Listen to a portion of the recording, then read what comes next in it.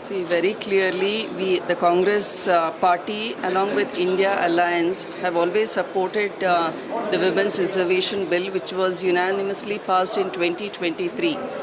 The discussion which happened on April 16, 17th and 18th was the delimitation bill in the disguise of Women's Bill, which we opposed, and the timing of the bill during the elections in Tamil Nadu and West Bengal. The ruling party did not even send us clear documents regarding the details of delimitation bill.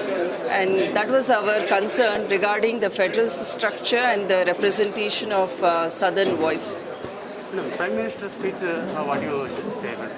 See, it's very disheartening, the Prime Minister setting a narrative wherein the opposition and India Alliance is against women.